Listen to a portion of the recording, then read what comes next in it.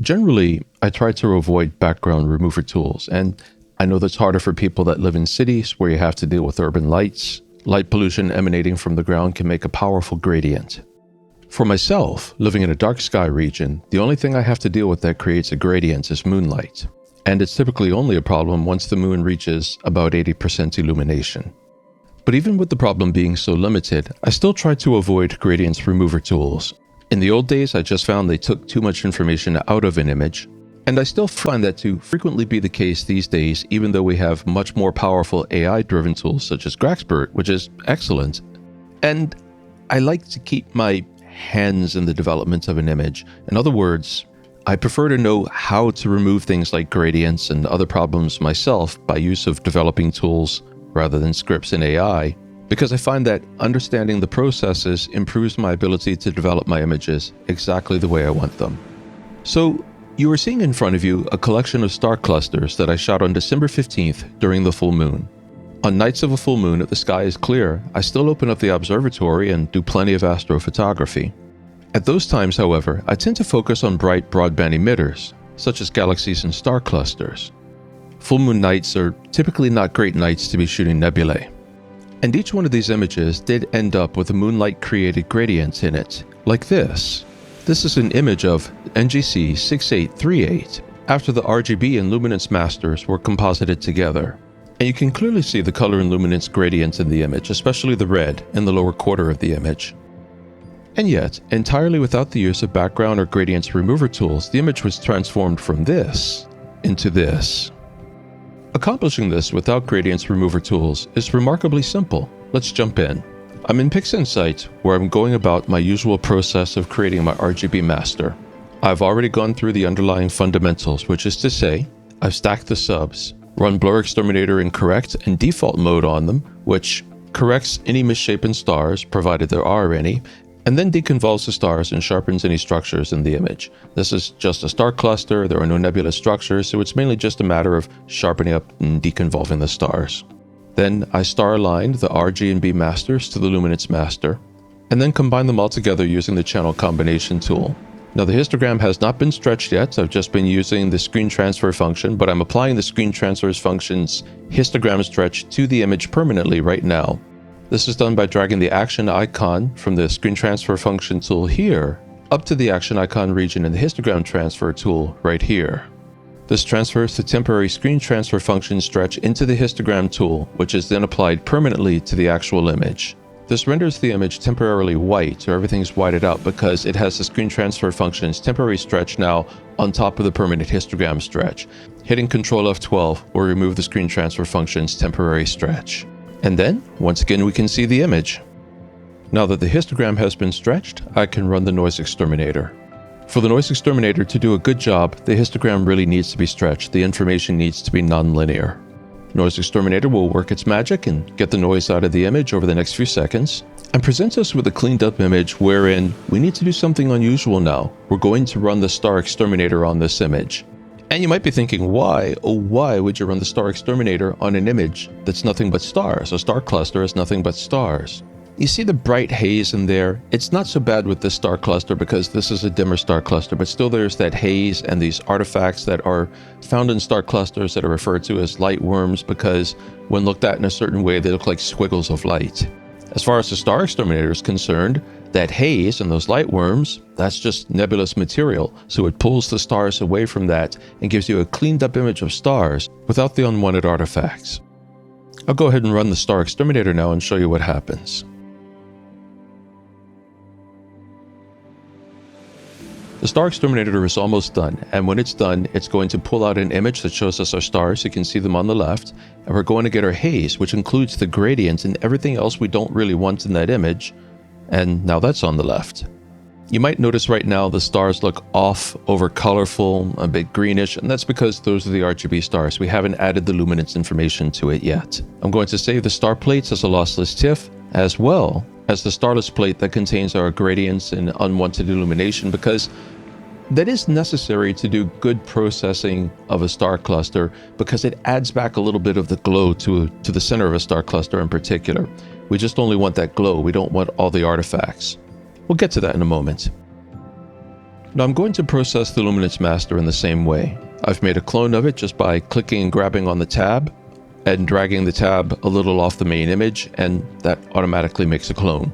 Then I'll apply the screen transfer function's temporary histogram stretch to the histogram transformation tool. That's a mouthful, isn't it? And geez, it's so many tedious steps to develop in Pixinsight. It really could have been conceived better, executed better, but this is what we have, and right now it's the best thing for stacking and histogram stretching, screen transfer function tools, and it's the only thing that runs all of the exterminators, and it runs them really well. So I guess we're stuck with this backward dinosaur software for now. Anyway, once the histogram stretch has been applied to the luminance master, then I denoise the luminance master just like before, and then run the star exterminator just like before. And once again, I'm going to save both the luminance star plates as well as the starless master, even though it has its artifacts, because the glow might be necessary in later developing. Usually I only use the RGB starless master, but for now I'll save it. I can delete it later if I don't need it. But because the luminance masters catch so much light, so much information, sometimes one might find that there is information there, structure or luminosity that one wants to put in the image. There's our star plate, and there's our artifact plate just behind it. I'll just save them. Let's go ahead and pop over to my favorite layer-based non-destructive photo editor, Affinity Photo. You can use very similar developing techniques in either Photoshop or GIMP or probably any other good layer-based non-destructive photo editor out there. Alright, I'm in Affinity Photo, and I've dragged in the RGB star plate. I've duplicated it, and I'm going to name it RGB LF for RGB linear fit. That just tells me I did the color transformation on that image with the linear fit tool. Now, of course, it still looks dark and wonky, and that's because we need to add in the luminance information, which I'm going to do now.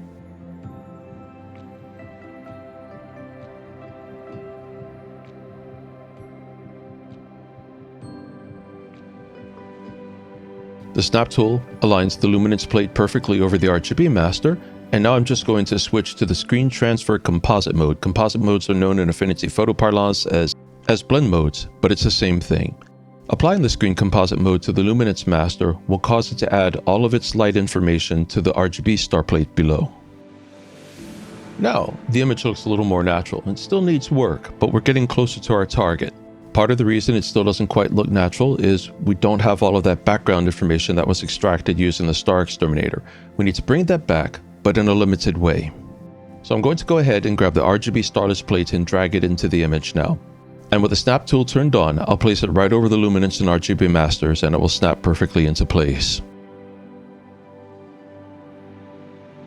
Now here you can clearly see that the starless master contains the glow that's to be found at the very core of the star cluster. But it also contains the light worms, and in particular, the information from that gradient. You can very clearly see the image transforming from blue-green at the top to red down below. The transition is pretty strong. Still, to improve the appearance of our star cluster and give it a more natural look and feel, we need to add some of this information back. I'll start that process by using the screen composite mode to add the information from the starless plate to the two plates below. Now, in a lot of ways, our star cluster, which is a small structure at the very center of the image, looks better. And it's not a terribly bright star cluster, so we don't have a lot to deal with in the way of light worms, which is a topic I've covered at length in another couple videos. Just look up light worms or star clusters on my channel. But we do have that significant gradient to pull out of the image. Let's go ahead and take it out now. It's surprisingly easy. I'm going to start by using a luminance filter to remove much of that unwanted light. I'll open a mask inside of the starless plate layer, so that mask only affects that layer, and then I'll open up the luminance filter tool inside of the mask. And that way the luminance filter tool is only affecting the mask. In the luminance tool, there's a line across the top. It's a lot like the light curve line on a curves tool. And if you draw down on the left side of that line, it constricts the light in the dim tonality. If you draw down on the right side of the line, it constricts the passage of light in the bright tonality. And of course, if you draw down in the middle, it constricts light in the mid tonality. I'm going to draw down somewhat on the left side, restricting the passage of dim light information from the starless plate. Since the stars are very bright, and the space where the gradient appears is darker in contrast, we can quickly remove much of the effect of the gradient without negatively impacting the stars.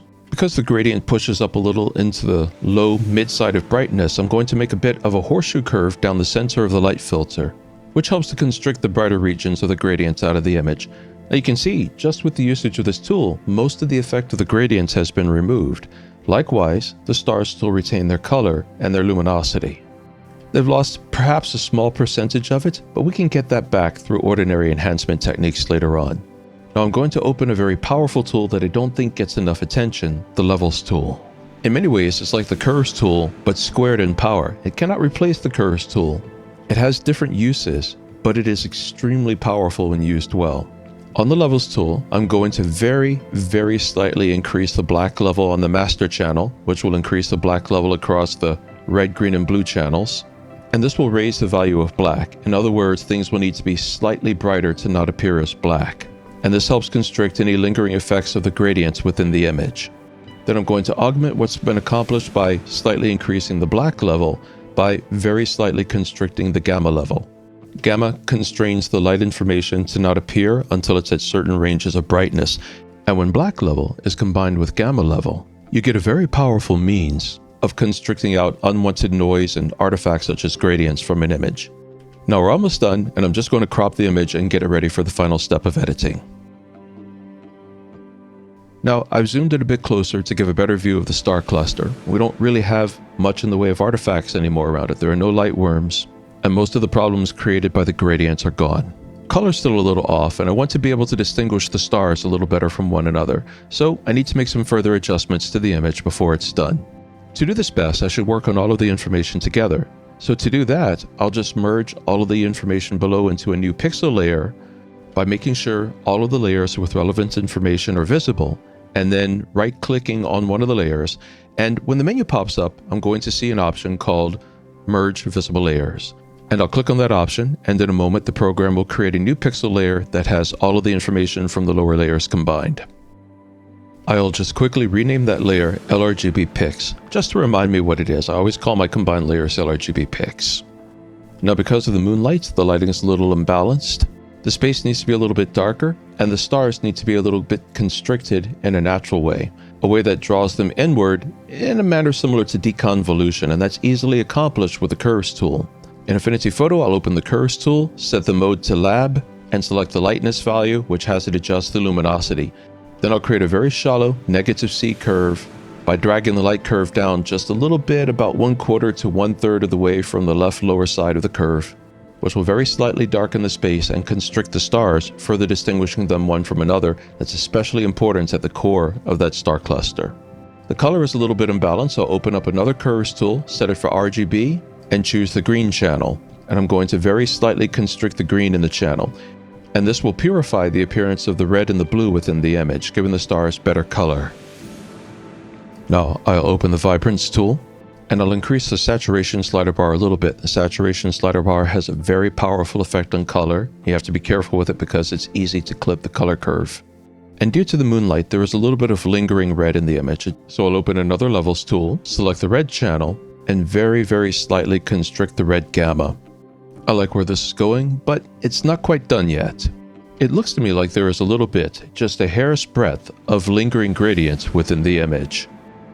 The best way that I can think of to remove that very slight problem is with the good old-fashioned Curves tool. A nice smooth -C curve can constrict those light and color imbalances out in a very smooth way that doesn't result in color layering or black crushing. I'll open another Curves tool in the LRGB Pix layer, and on the master channel, I'll draw down very slightly on the light curve. This will very slightly darken the space and help further differentiate and distinguish the stars. Then I'll switch to the green channel and do the same thing. This will help to further purify the difference between the appearance of red and blue within the image. Now there is one last thing to do. We drew down those light curves very slightly, which is going to dim our stars. So we need to draw up the light curves right near the top quarter of tonality.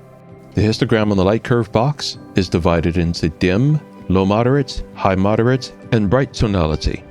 The stars are bright, so we need to operate in the bright tonality section. We'll just grab the light curve and drag it up to the median line that runs diagonal right through the center of the histogram, and that'll restore the stars to their brightness. But notice how the curve bends very slightly upward. The stars are a little too bright now. To address this, I'll grab the light curve more or less halfway between that new point and the upper right corner and draw down a little bit to flatten out that portion of the curve. This restores the stars to the brightness they had just before we drew down the lower part of the light curve to get rid of the last lingering bit of the gradient. And that leads us to our final image, NGC 6838, also cataloged as Messier 71. The appearance of the star cluster is better, clearer, the colors have been better balanced, and the gradient has been removed with nothing but a levels tool. Now, this was shot when the moon, I think it was at 99% that night, and when you shoot images during a full moon, often you get differences in color because all of that moonlight refracting through the atmosphere adds colors that shouldn't be there. Which means your images have a degree of impurity or imperfection. For myself, I'm not going to let the moon stop me from enjoying astrophotography. Perfect, clear nights are rare enough, so I'm going to get out there and shoot regardless of the moon. But I am a huge believer in an ancient Japanese philosophy called wabi-sabi. Wabi-sabi is about finding the beauty and specialness in imperfection because the imperfect makes it unique. In this case, there is the unique but beautiful imperfection of a star cluster shot on the night of a full moon. One which I quite enjoy. It is the appearance of the star cluster with its color mingling with the light of the moon. And there is something special to be found in that. Granted, the same star cluster shot on a black night would show more pure diversity of color. To me, each have their own special merits. And this is just one other technique that allows you to get out there and enjoy the night sky and all the wonders of astrophotography and astronomy, even on nights when the moon would appear to be working against us. I hope you enjoyed and find this technique useful. If you have any thoughts or observations about it, please leave them in the comments section below. As always, have a blast this new year in 2025 getting out there and shooting the sky.